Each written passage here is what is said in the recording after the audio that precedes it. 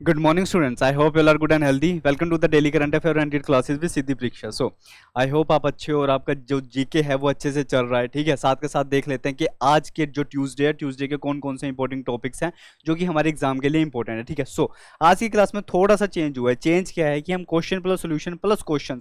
सो हम यहाँ पे थोड़े से ज्यादा क्वेश्चन करेंगे. डेली में हम एक क्वेश्चन उठाते हैं. ठीक है, अब क्या हो रहा है ना कि जैसे जैसे डेज आगे जा रहे हैं तो आपको ज्यादा पता होना चाहिए कि क्वेश्चन कैसे सोल्व करने हैं. ठीक है ना, सो कॉन्सेप्ट की क्लैरिटी तो मैं दूंगा ही दूंगा, साथ में क्वेश्चंस की प्रैक्टिस थोड़ी सी मैंने इंक्रीज कर दिया. ठीक है, सो आज हम 4 से 5 क्वेश्चन उठाएंगे जो कि हमारे लिए ही क्या रहेगा, ज्यादा से ज्यादा इंप्रूवमेंट की बात होगी. ठीक है, उसके बाद क्वेश्चन करने के बाद हम एक इंपॉर्टेंट टॉपिक लेंगे आज का. अब भी एक नई अलायंस बनी है, बायोफार्मास्यूटिकल. सो बायोफार्मास्यूटिकल क्या होता है और ये जो बायोफार्मास्यूटिकल अलायंस हुई है कौन सी कंट्रीज के बीच में हुई है, इनमें 4 कंट्रीज या 5 कंट्री है या कितनी कंट्रीज है वो हम पढ़ेंगे. ठीक है, उसके बाद हम देखेंगे रामसर लिस्ट. अब रामसर लिस्ट क्या है कि इंडिया की 2 बर्ड सेंचुरीज जो कि बिहार में सिचुएटेड है. अब वो कौन सी बर्ड सेंचुरीज है वो अभी रिसेंटली क्या हुई है, रामसर लिस्ट में ऐड हो चुकी है. अब रामसर लिस्ट जो है वो 80 प्लस साइट्स हैं जो कि रामसर लिस्ट में ऐड हुई है. बट हमें देखना होगा कि अभी लेटेस्ट में कौन सी वो बर्ड सेंचुरीज है जो ऐड हुई है, क्योंकि क्वेश्चन ज्यादा से लेटेस्ट में ही आता है. ठीक है, और सबसे ज्यादा रामसर साइट्स कहां पे है इंडिया में वो भी हम पढ़ेंगे. लास्ट में देखेंगे कि लोकेशन बेस्ड क्वेश्चन कौन सा है.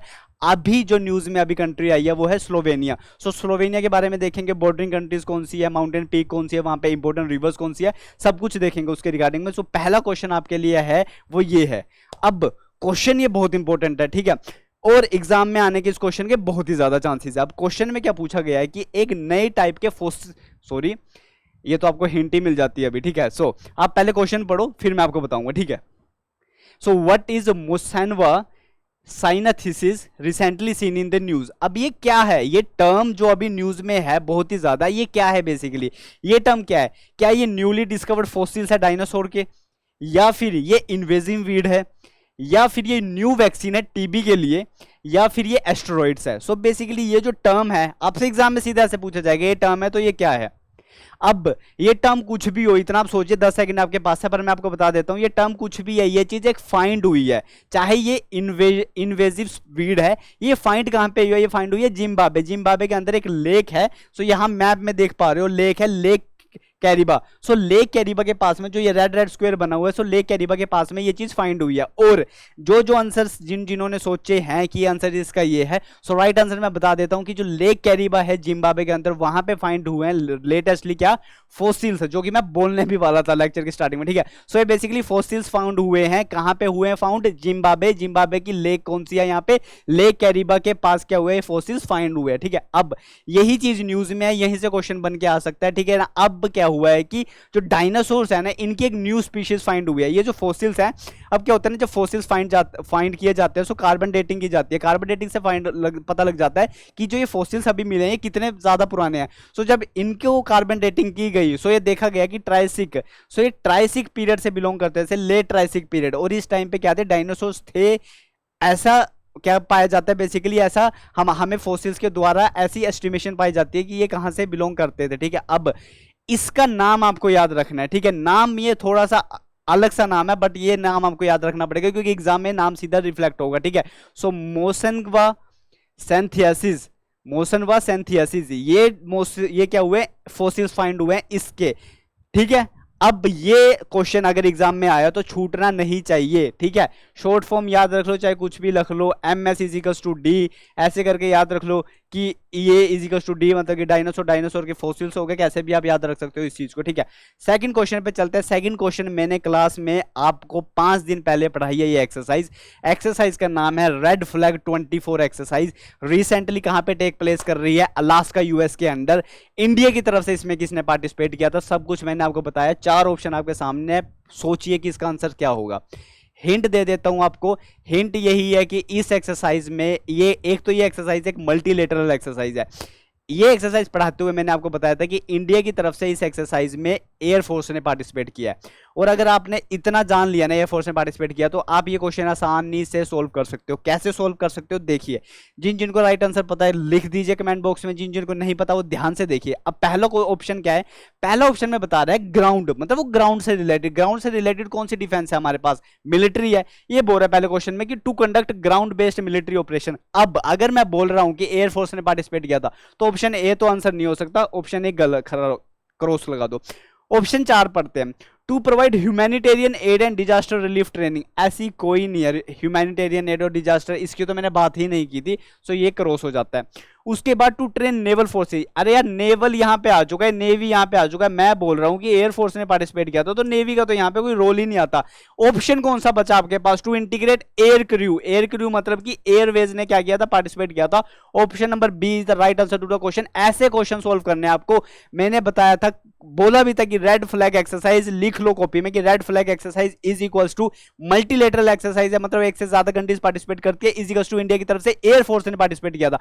क्वेश्चन इन तीनों में से बन के आ सकता है, या फिर लोकेशन के बेसिस पे आ सकता है कि ये कहां पे हुई प्लेस, अलास्का, अलास्का कहां पे, यूएस के अंदर, ठीक है। सो या फिर ये आ सकता है। नेक्स्ट क्वेश्चन आपके पास है एक पॉलिसी को लेके। अब अगर ये क्वेश्चन नहीं भी करवाया क्लास में, सो इस पॉलिसी का नाम पढ़ते ही आप बता सकते हो कि चार ऑप्शन में से कौन सा राइट आंसर होगा, ठीक है। सो यहां पे है पॉलिसी आपकी, फूड पॉलिसी है ये।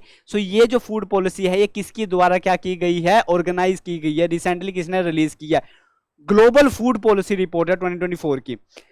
क्वेश्चन की पॉलिसी में ही आंसर है।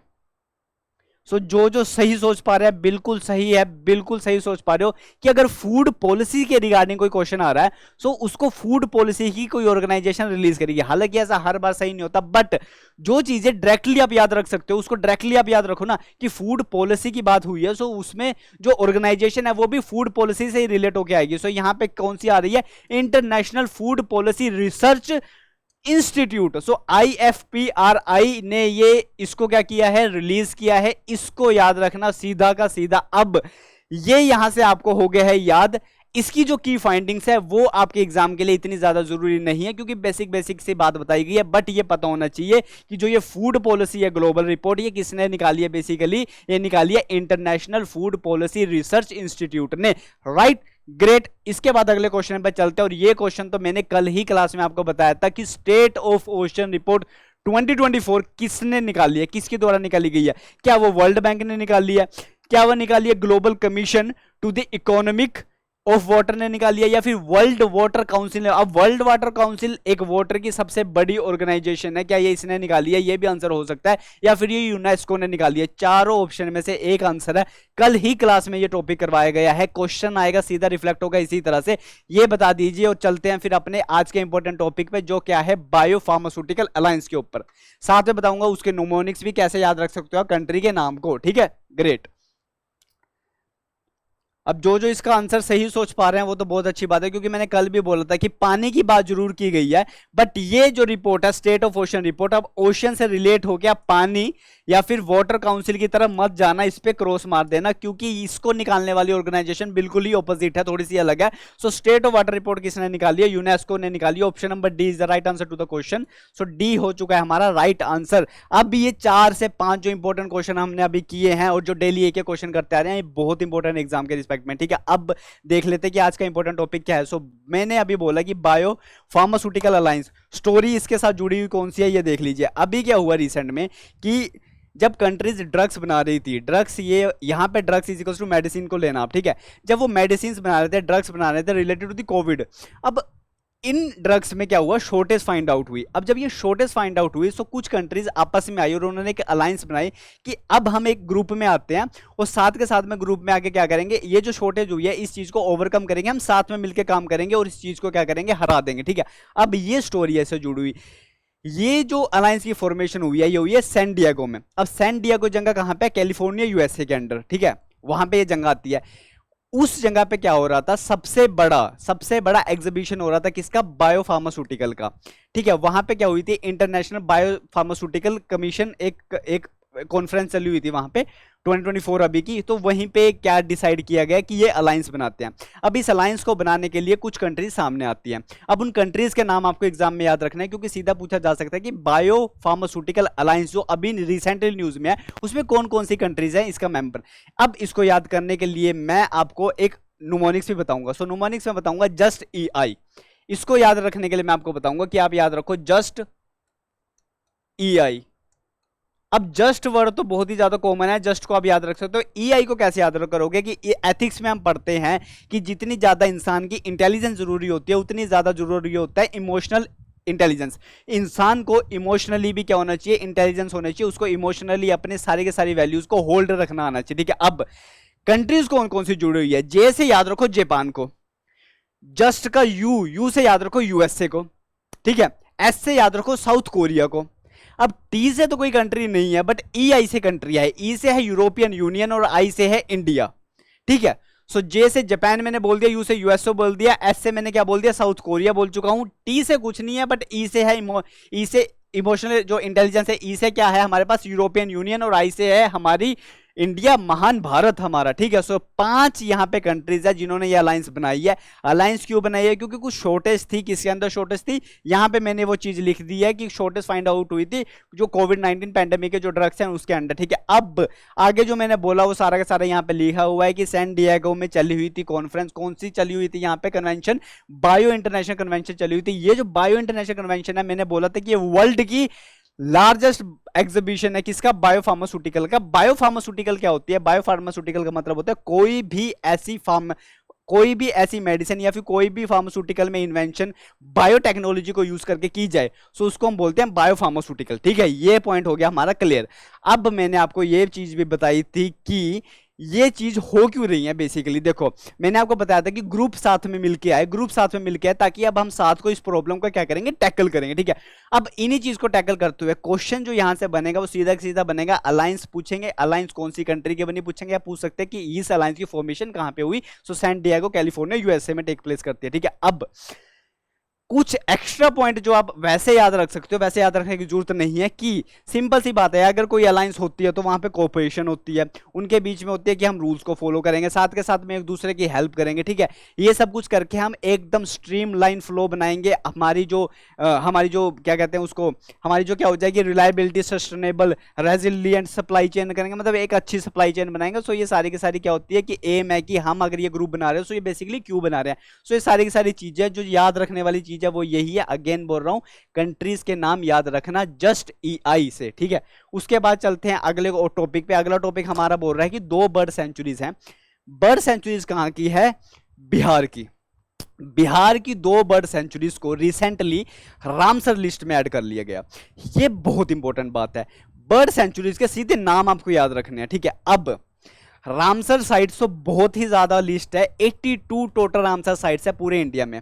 अब रामसर साइट क्या होता है क्या नहीं होता वो हम पढ़ेंगे, पर उससे पहले देख लेते हैं कि बिहार की वो कौन सी बर्ड सेंचुरी है जिनको ऐड किया गया है, ठीक है। अब बिहार की जो बर्ड सेंचुरी है दोनों एन से स्टार्ट हो रही है, तो आप एन स्क्वायर से याद रख सकते हो, ठीक है। पहली का नाम है नगी, पहली का नाम क्या है? नगी। और दूसरी का नाम भी एन से स्टार्ट होकर आता है हमारे पास, नक्ति। सो नगी और नक्ति को बर्ड सेंचुरीज को क्या कर लिया गया? रामसर कन्वेंशन साइट्स में ऐड कर लिया गया है। ये चीज को याद रखना। 1 वर्ड है आपका, सिर्फ और सिर्फ 1 वर्ड आपको याद रखना है। एक्स्ट्रा पॉइंट अगर इसके मैं बता दूं तो यहाँ पे dry deciduous forest find out होते हैं। मतलब ये जो बर्ड सेंचुरीज है ना, इसमें जो फॉरेस्ट देखा गया है वो ड्राई डेसिडुअस फॉरेस्ट होता है, ठीक है। अब इसमें कौन कौन सा फोना है, कौन कौन सा फ्लोरा है, कौन कौन सी बर्ड्स फाउंड होती है, वो मेरी सीरीज चली हुई है शॉर्ट्स के अंदर, जिसमें मैं आपको important national park plus bird sanctuaries बता रहा हूँ। और इसके ऊपर भी डेडिकेटेड एक वीडियो जो शॉर्ट्स है वो भी वहां पे आपको मिल जाएगा, ठीक है। लेटेस्टली आज या फिर कल में मिल जाएगा आपको, जिसमें फ्लोरा फोना भी, जिसमें मैं फ्लोरा भी बता दूंगा, फोना भी बता दूंगा, कौन कौन सी इंपॉर्टेंट बर्ड्स यहाँ पे प्रेजेंट होती है वो भी बता दूंगा, ठीक है। बट जो क्लास में आपको बताना था वो मैंने यही बताना था कि रामसर साइड में क्या हो चुकी है, ये दोनों चीजें ऐड हो चुकी है, ये बर्ड सेंचुरीज, ठीक है। नगी और नक्ति इनको याद रखना, एन ऐसे याद रखना, दोनों भाई बहन या फिर बहन बहने हैं, ठीक है। ऐसे इसको याद रख लेना। और इसी के साथ चलते हैं। अब ये भी आपको पॉइंट एक याद रखना है कि जो ये बर्ड सेंचुरीज है ना, ये रामसर साइड में तो चलो ठीक है भाई ऐड हो गया, चलो ठीक है ऐड हो गया, बट ये बर्ड सेंचुरीज एक और चीज का पार्ट है। कौन सी चीज का पार्ट है?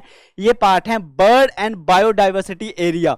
अब बर्ड्स, क्योंकि यहाँ पे क्या है, ये बर्ड सेंचुरीज है, इंपोर्टेंट बर्ड्स प्रेजेंट होती है, माइग्रेटरी बर्ड्स भी यहाँ पे प्रेजेंट होती है। सो ये बर्ड्स और बायोडाइवर्सिटी दोनों का, बर्ड्स और बायोडाइवर्सिटी का एरिया है इंपॉर्टेंट। और ये किसने डिक्लेयर किया है? ये डिक्लेयर किया है बर्ड्स लाइफ, ये डिक्लेयर किया है बर्ड लाइफ इंटरनेशनल ने। बर्ड लाइफ इंटरनेशनल एक ऑर्गेनाइजेशन है, उन्होंने डिक्लेयर किया कि बिहार की जो ये 2 बर्ड सेंचुरीज है ये एक इसका भी एरिया बनेगी, एक इसका भी पार्ट बनेगी, ठीक है। इसी के साथ ये जो टॉपिक है ये होता है यहाँ पे खत्म। और देख लेते हैं रामसर साइट्स के बारे में। सो बेसिकली एक स्टोरी सुनिए। रामसर लिस्ट बोलते हैं हम, रामसर कन्वेंशन बोलते हैं। सो जो ये रामसर है ना, ये एक एक जगह का नाम है। अब ये जगह का नाम कहाँ पे, ये जगह का नाम है ईरान के अंदर। सो 1971 में ये सब कुछ स्टार्ट हुआ था, ठीक है, 1971 में ये सब कुछ स्टार्ट हुआ था और आगे अडॉप्ट हुआ। ये भी आपको बताऊंगा कि इंडिया बेसिकली इसका पहली बार इसका मेंबर बना, ठीक है। सो यही चीज यहाँ पे सारी लिखी हुई है कि जो ये रामसर कन्वेंशन क्या है, इंटर गवर्नमेंटल, मतलब हमारी गवर्नमेंट, किसी और की गवर्नमेंट, किसी और कंट्री की गवर्नमेंट, किसी और कंट्री की गवर्नमेंट, सो एक इंटर गवर्नमेंटल ऑर्गेनाइजेशन है। क्या है ये, इंटर गवर्नमेंटल ट्रीटी है। एक ट्रीटी साइन होती है कंट्रीज की जिन जिनको इसका मेंबर बन रहा है, ठीक है। सो ये इंटर गवर्नमेंटल ट्रीटी है, ये याद रखना। ये भी पूछा जा सकता है एग्जाम में कि रामसर कन्वेंशन एक ऑर्गेनाइजेशन है या एक बॉडी है या ये इंटर गवर्नमेंटल ट्रीटी के ऊपर बेस्ड है। सो ये इंटर गवर्नमेंटल ट्रीटी के ऊपर बेस्ड है, ठीक है। किसके लिए, कंजर्वेशन। अब Ramsar site is equals to wetland, Ramsar site is equals to wetland, ठीक है, wise use of wetland and their resources. So Ramsar sites ना ज्यादातर किस लिए बनाई गई है, वेटलैंड्स के लिए, कि वेटलैंड्स को प्रिजर्व करो। वेटलैंड्स बहुत ही ज्यादा जरूरी है। कल भी मैंने वेटलैंड्स के ऊपर एक शॉर्ट्स वीडियो बनाई थी जो आप देख सकते हो जाके, ठीक है। अब वेटलैंड्स इतनी ज्यादा जरूरी है, उसको कंजर्व करने की जरूरत है। सो उसको वर्ल्ड लेवल पे कंजर्व करने के लिए इसकी फॉर्मेशन हुई थी 1971 के आसपास। कहां के अंदर, ईरान के अंदर इसकी फॉर्मेशन हुई थी, ठीक है। और तब से क्या हो रही है, बहुत सी कंट्रीज इसकी मेंबर बन चुके हैं। इंडिया इसकी मेंबर कब बनी थी, इंडिया इसकी मेंबर बनी थी 1982 के अंदर। और इंडिया के अंदर सबसे ज्यादा मैक्सिमम जो रामसर साइट्स है वो आपको तमिलनाडु में मिलने को मिलेगी। तमिलनाडु आ गया, उसके बाद उसके पीछे यूपी आ जाता है, ठीक है, ऐसे ऐसे करके वो हो जाती है। बट सबसे ज्यादा रामसर साइट्स कहां पे है, तमिलनाडु के अंदर। इस चीज को आप क्या करना है, आपको याद रखना है, ठीक है। ये एक इंटर गवर्नमेंटल ट्रीटी है, किसको प्रोटेक्ट और कंजर्व करने के लिए, वेटलैंड्स को कंजर्व करने के लिए। इंडिया इसका मेंबर कब बना, 1982 में बना। इंडिया के अंदर सबसे ज्यादा रामसर जो साइट्स है वो कहां पे है, वेटलैंड्स वाली, तमिलनाडु के अंदर। दूसरे नंबर पे कौन सी है, यूपी और उत्तर प्रदेश है, ठीक है। और रामसर साइट्स की जो ये फॉर्मेशन है कब टेक प्लेस करी थी, 1971 के अंदर। सो ऐसे ऐसे आपको चीजों को याद रखना और एग्जाम में आएगा तो यहीं से आएगा और कहीं से नहीं आएगा। और आज का जो लास्ट और इंपॉर्टेंट टॉपिक है वो है स्लोवेनिया को लेके। अब ये न्यूज में क्यों आई, आपको पता है कि इजराइल पैलेस्तीन का बहुत ही ज्यादा विवाद चला हुआ है। साथ के साथ में इजराइल और गाजा पट्टी के बीच में भी लड़ाई चली हुई है। वहां पे रफा है, काफी स्लोगन्स भी आप देख रहे हो, ऑल आइज ऑन रफा, ठीक है। अब ये सब में तो मैं इन सब के ऊपर तो चलो शॉर्ट्स की वीडियो है वो तो अलग बात होगी, बट अब ये जो स्लोवेनिया ये न्यूज में क्यों आया, ये न्यूज में इसलिए आया है क्योंकि अभी हाल ही में इन्होंने, ये जो यूरोपियन नेशन है तो इसने अभी हाल ही में क्या बोल दिया है कि हम मानते हैं कि पैलेस्तीन एक इंडिपेंडेंट स्टेट है। अब बहुत सी कंट्रीज ऐसी हैं वर्ल्ड वाइड में जो पैलेस्टाइन को इंडिपेंडेंट स्टेट नहीं मानती, इंडिपेंडेंट कंट्री नहीं मानती, ठीक है। बट बहुत सी कंट्रीज है जो कि मानती हैं। तो अगर ये एग्जाम में वैसे ये नहीं पूछा जाएगा कि अभी हाल ही में कौन सी कंट्री ने माना कि वो इंडिपेंडेंट स्टेट है या नहीं है, बट ये कंट्री अब आ गई है न्यूज में। सो न्यूज तो सिर्फ इतनी थी कि Slovenia become the latest European country to recognise Palestine as a state, कि भाई हम तो मानते हैं कि ये स्टेट है। अब मैंने आपको अरब लीग के बारे में भी पढ़ा था कि अरब लीग भी क्या मानती है, पैलेस्टीन को एक इंडिपेंडेंट स्टेट मानती है। ऐसे ही इसने भी बोल दिया कि ये भी इंडिपेंडेंट स्टेट है। बट पेपर में क्या आ सकता है इसके रिगार्डिंग में कि इसके आसपास की बॉर्डरिंग कंट्रीज कौन सी है। तो अगर इसके आसपास की बॉर्डरिंग कंट्रीज की बात करूं तो आपको उस बॉर्डरिंग कंट्रीज को याद करने के लिए, जो इसके आसपास की बॉर्डरिंग कंट्रीज है ना, उसको याद करने के लिए आपको याद करना पड़ेगा, क्या याद करना पड़ेगा कि उसकी बॉर्डरिंग कंट्रीज कौन कौन सी है, ये चीज याद करनी पड़ेगी आपको, ठीक है। अब इसका मैप दिखाने से पहले मैं आपको इसके बारे में कुछ फैक्ट्स बता देता हूं। सबसे पहला फैक्ट तो यही है कि ये लैंड लॉक कंट्री नहीं है, कुछ कंट्री के साथ इसके बॉर्डर लगते हैं और इसके सामने अच्छे खासा पानी भी लगता है, कोस्टल एरिया भी लगता है इसके पास, ठीक है। अब इसकी जो बाउंड्रिंग कंट्रीज की मैं बात करूं तो इसकी बाउंड्रिंग कंट्रीज में आ जाती है हमारे पास हंगरी आ जाता है इसकी बाउंड्रिंग कंट्रीज में, ऑस्ट्रिया आ जाता है इसकी बाउंड्रिंग कंट्रीज में, ठीक है। इसकी बाउंड्रिंग कंट्रीज में बहुत सी आ जाती है। आप मैप के साथ पढ़िए इसकी बाउंड्रिंग कंट्रीज कौन कौन सी आ जाती है, ठीक है। सो आप देख पा रहे हो कि जो ये है ये कहां पे, ये रहा, ये देखो मैप में आप देखना, ये बनी हुई है पूरी बाउंड्री स्लोवेनिया की, ये बाउंड्री बनी हुई है, ठीक है। एग्जाम में पूछ सकते हैं बाउंड्री कंट्री। सो एग्जाम के लिए हम स्टार्ट करते हैं यहां से। सो ये रहा इटली, यहां पे क्या है, इटली। इटली के बाद अगर मैं ऊपर चलूं, सो इटली के बाद ऊपर जाके हमारे पास आ जाता है ऑस्ट्रिया। इटली के बाद क्या आ जाता है, ऑस्ट्रिया आ जाता है। ऑस्ट्रिया से उधर चलूं तो हमारे पास हंगरी आ जाता है, इधर हंगरी आ गया। अगर हंगरी से उतरता हुआ मैं नीचे आऊं तो मेरे पास आ जाता है क्रोएशिया, ठीक है। क्या आ जाता है मेरे पास, क्रोएशिया आ जाता है, ठीक है। सो ये सारी चीजें हैं जो यहाँ पे क्या हो जाती हैं, आ जाती हैं, ठीक है। सो इसके बारे में याद रखना। याद रखने के लिए आप चाहे इसको भी याद रख सकते हो, हेयर केयर हेयर केयर को आप याद रख सकते हो। सब अपने बालों की केयर करते हैं, सब हेयर केयर करते हैं। अब हेयर केयर में से रेयर निकाल दो। हेयर केयर में से ये जो रेयर है ना, RARE, जो ये रेयर है हेयर केयर में से, जो चीज बहुत ही ज्यादा रेयर है वो तो चलो आए या ना आए एग्जाम में, बट इसमें से रेयर निकाल दो तो आपके पास बन जाता है H से हंगरी, A से ऑस्ट्रिया, I से आपके पास इटली बन जाता है और C से आपके पास क्रोएशिया बन जाता है। तो हेयर केयर से आप याद रख सकते हो। हमने बायोफार्मास्यूटिकल अलायंस कैसे याद करी थी, जस्ट EI से, और हमने स्लोवेकिया की जो बॉर्डरिंग कंट्रीज है वो कैसे याद करी, हेयर केयर से, ठीक है। सो यहाँ पे ये चीज आपको याद रखनी है। साथ के साथ में अगर मैं इसकी टोपोग्राफी की बात करूं कि यहाँ पे कौन कौन सी चीजें प्रेजेंट होती है, सो अगर मैं टोपोग्राफी की बात करूं, सो यहाँ पे कोस्टल एरिया भी है, यहाँ पे आपको प्लेटू भी फाइंड होंगे, प्लेटू के साथ साथ आपको कुछ माउंटेन्स भी यहाँ पे दिखेंगे, एल्प्स माउंटेन यहाँ पे आपको दिखेंगे, ठीक है। एल्प्स माउंटेन के साथ आपको यहाँ पे प्लेन एरिया भी दिखेगा। सो इसकी बाकी काफी सारी टोपोग्राफी आपको यहाँ पे देखने को मिल जाएगी। मेजर रिवर्स की बात करूं मैं यहाँ पे, सो दो बहुत ही ज्यादा मेजर रिवर आपके पास है, द सावा रिवर एंड द द्रावा रिवर। सो सावा और द्रावा दो इंपॉर्टेंट रिवर्स है जो यहाँ पे बहुत ही ज्यादा इंपॉर्टेंट है। और इन रिवर्स के साथ साथ अगर मैं यहाँ की माउंटेन पीक की बात करूं, सो हाईएस्ट माउंटेन पीक मैंने यहाँ पे मेंशन कर दी है इसकी, माउंट त्रिग्लव। सो माउंट त्रिग्लव क्या है, इसकी हाईएस्ट माउंटेन पीक है। और इसी के साथ स्लोवेकिया की जो ये इसके बारे में इंफॉर्मेशन है सारी हम कवर कर चुके हैं। और आज की क्लास को करते हैं यहीं पे एंड। कल फिर दोबारा मिलेंगे कुछ और इंपॉर्टेंट टॉपिक के साथ, ठीक है, और कुछ और इंपॉर्टेंट क्वेश्चंस के साथ। कल हम क्वेश्चंस की क्वांटिटी कुछ और इंक्रीज करेंगे। आज हमने 4 से 5 किए, कल में भी हम उसको 8 तक लेके जाएंगे, ठीक है, क्योंकि ज्यादा क्वेश्चन सोल्व करेंगे तो जो कंफ्यूजन है वो दूर हो जाएगी, ठीक है। सो इसी के साथ क्लास को करते हैं एंड। और अगर आपको अपनी तरफ से कोई भी टॉपिक समझना हो तो अगेन मैं बोलूंगा कि कमेंट सेक्शन में आप लिख सकते हो, वो टॉपिक कवर कर दिया जाएगा, ठीक है। कल दोबारा मिलेंगे कुछ और इंपॉर्टेंट करंट टॉपिक्स के साथ। सो तब तक bye bye, take care, stay safe, stay healthy.